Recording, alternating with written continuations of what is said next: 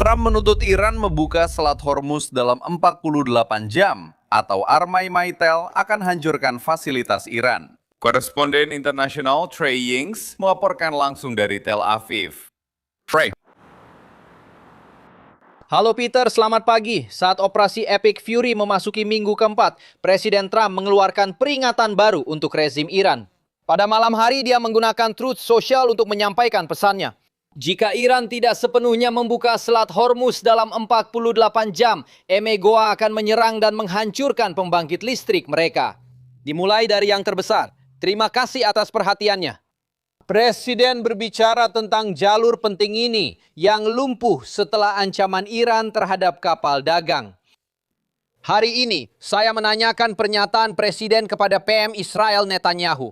Trump menyatakan pada malam hari bahwa jika Iran tak membuka Selat Hormuz dalam 48 jam, akan ada serangan ke jaringan listrik Iran. Apakah Anda akan terlibat dan apa langkah selanjutnya dalam kampanye ini?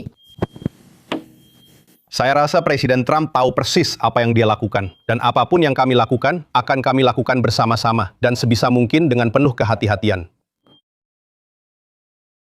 Perdana Menteri juga menyebutkan ancaman rudal dari Iran. Pada akhir pekan, 2 rudal mencoba menyerang pangkalan Diego Garcia di Samudra Hindia. Itu berjarak 300 km dari wilayah Iran dan menunjukkan bahwa pihak Iran tidak transparan mengenai rudal balistik jarak menengah mereka. Menurut Perdana Menteri, Eropa berada di bawah ancaman dari program rudal Iran. Pasukan pertahanan Israel, seperti yang ditunjukkan dalam video akhir pekan ini, menyerang gudang rudal balistik Iran. Mereka juga menghancurkan beberapa peluncur negara itu. Mantan PM Israel, Naftali Bennett, menjelaskan ancaman rudal Iran. Penting bagi Eropa untuk segera sadar, memahami bahwa Amerika Serikat dan Israel di bawah kepemimpinan Presiden Trump sedang mencegah mimpi buruk nuklir Iran di seluruh Eropa. Kami berperang demi kalian, namun kebohongan itu kini terungkap. Iran memiliki rudal yang dapat menjangkau Madrid, Berlin, dan Paris. Kini, mereka sadar dan paham bahwa berada di bawah ancaman Iran. Di tempat kami mewawancarai Bennett dan Netanyahu, lebih dari 100 orang terluka tadi malam akibat satu rudal balistik Iran yang meledak di daerah pemukiman. Peter. Laporan luar biasa, terima kasih Trey. Kini kita hadirkan mantan Komandan USS Cole, Kirk Leopold Kirk. Dengan sisa angkatan bersenjata Iran, mereka menembakkan 2 rudal balistik jarak menengah. Kami memiliki peta yang menunjukkan rudal balistik jarak menengah, rudal. Iran meleset. Mereka menargetkan pangkalan Sipentua dan Inggris di Diego Garcia, Samudra Hindia. Namun jika diarahkan ke sisi lain, IRBM dapat menjangkau Rusia, Roma, Munich, Paris, London, Berlin, Oslo, dan Moskow. Seberapa besar masalah ini? Ini masalah serius, Peter. Sebelumnya, tidak ada ancaman langsung seperti yang dikatakan semua orang. Pertama, ini membuktikan Iran selalu berbohong soal program rudal balistiknya. Kedua, orang Eropa kini juga terancam langsung oleh Iran selain perang darat besar antara Ukraina dan Rusia. Ini adalah ancaman nyata. Kami menghadapi Iran hari ini. Eropa harus sadar bahwa permintaan bantuan Presiden Trump bukan hanya untuk kami, tapi juga mereka. Juga tentang para sekutu. Jika Iran berani menembakkan rudal ke mitra teluk mereka dalam beberapa minggu terakhir, apa yang mencegah mereka menyerang Paris? Sama sekali tidak ada. Dan disitulah letak bahayanya. Saat kita terus melemahkan kemampuan Iran sambil mengurangi proyeksi kekuatannya. Di Selat Hormuz, sekarang kita perlu memastikan serangan terhadap rudal balistik jarak menengah itu. Karena mereka benar-benar merupakan ancaman nyata. Eropa akhirnya harus bersama kita melawan Iran, mendorong perubahan rezim dan memberi rakyatnya kesempatan membangun masa depan. Mengejutkan bahwa setelah 3 minggu operasi Epic Fury, dengan ledakan di seluruh Iran dan angkatan bersenjatanya dilenyapkan, mereka masih meluncurkan rudal balistik jarak jauh yang mampu mencapai ibu kota Eropa. Peter, Iran adalah negara besar dengan tentara yang tersebar luas, mirip seperti kita. Faktanya, mereka masih memiliki sisa-sisa pasukan dengan kemampuan.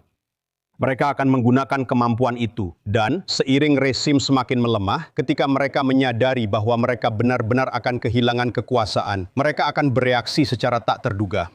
Jika mereka punya rudal jarak menengah, apa yang mencegah mereka mempersenjatainya? Bukankah itu bisa mengubah perang di Eropa? Mengapa mereka melihat benua ini sebagai sekutu Amerika Serikat dan bereaksi putus asa demi mempertahankan kekuasaan? Para komandan dan pimpinan sangat membenci kejutan. Presiden Trump pernah berbicara tentang keterkejutannya terhadap Epic Fury. Anda menyebutkan Iran dan tindakannya setelah Epic Fury, termasuk serangan ke Qatar, Arab Saudi, Uni Emirat Arab, Bahrain, dan Kuwait. Tidak ada yang mengharapkan hal itu, kami terkejut. Apakah Anda juga terkejut karena tidak ada yang memberitahu Anda sebelumnya bahwa itulah balasan mereka? Tidak ada. Tidak, bahkan para ahli pun tak menyangka mereka akan berhasil. Terkejut dengan hal itu? Kirk, sebenarnya saya tidak terkejut. Menurut saya, meski sudah mempersiapkan diri saat konflik dimulai, semuanya jadi mudah ditebak. Sebagai militer, tugas Anda memprediksi reaksi musuh sebaik mungkin saat menghadapinya. Namun, mereka kerap melakukan hal tak terduga. Latihan dan simulasi militer bertujuan untuk merespons situasi tak terduga terlebih dahulu, kemudian mencegah, selanjutnya melemahkan kemampuan bertindak, dan akhirnya menghilangkannya. Itulah yang dilakukan oleh Menteri Hegseth dan Presiden dengan Iran. Para jenderal Iran tingkat 3 ini mengancam balasan setimpal terhadap kekuatan militer Iran, kata pejabat Zesek. Miss Yasni, mulai sekarang berdasarkan apa yang kami ketahui, taman, area rekreasi, dan tempat wisata dimanapun di dunia tidak akan lagi aman bagi kalian. Apakah Anda melihat ini sebagai ancaman nyata, mengingat rezim tersebut sudah sangat dilemahkan? Ancaman itu mungkin kosong, tapi tetap harus dianggap serius. Ini sekali lagi menunjukkan bahwa mereka sama sekali tidak menghormati hukum internasional. Tatanan dunia yang didasarkan pada aturan tidak pernah ada di mata mereka. Mereka tidak peduli melanggar konvensi Jenewa. Mereka akan menyerang dengan cara apapun yang menurut mereka bisa.